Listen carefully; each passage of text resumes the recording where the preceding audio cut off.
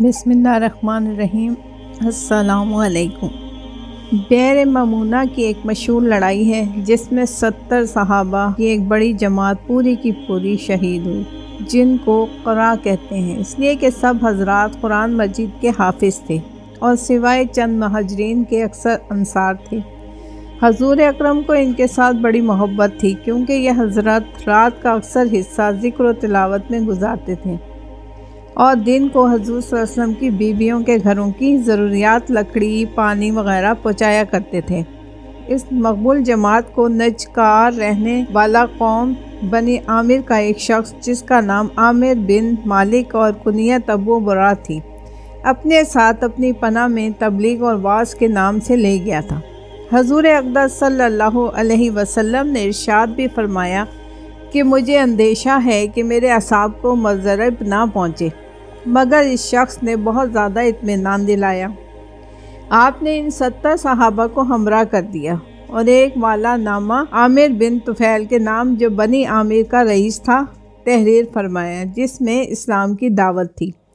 یہ حضرت مدینہ سے رخصت ہو کر بئر ممونہ پہنچے تو ٹھہر گئے اور دو ساتھی، ایک حضرت عمر بن امیہ، دوسرے حضرت منظر بن عمر، سب کے اونٹوں کو لے کر چرانے کے لیے تشریف لے گئے اور حضرت حرام اپنے ساتھ دو ساتھیوں کو لے کر عامر بن طفیل کے پاس حضور کا والا نامہ دینے کے لیے تشریف لے گئے۔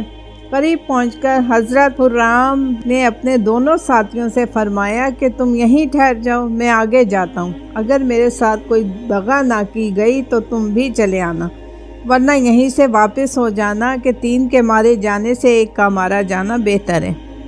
عامر بن طفیل اس عامر بن مالک کا بھتیجا تھا جو ان صحابہ کو اپنے ساتھ لایا تھا۔ اس کو اسلام سے اور مسلمانوں سے خاص عداوت تھی۔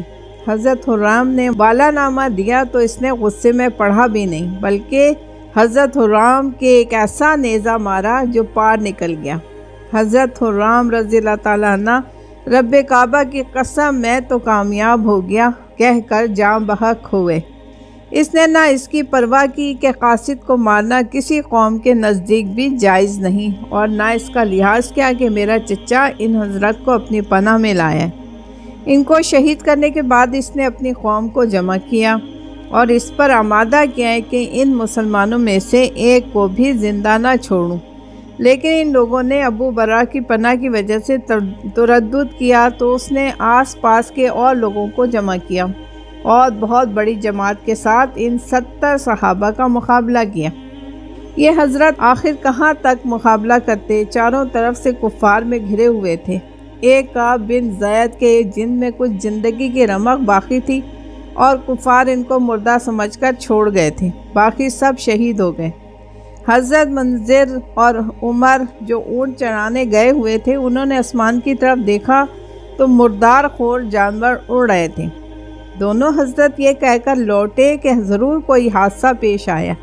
یہاں آ کر دیکھا تو اپنے ساتھیوں کو شہید پایا اور سواروں کو خون کی بھری ہوئی تلواریں لیے ہوئے ان کے گرد چکر لگاتے دیکھا۔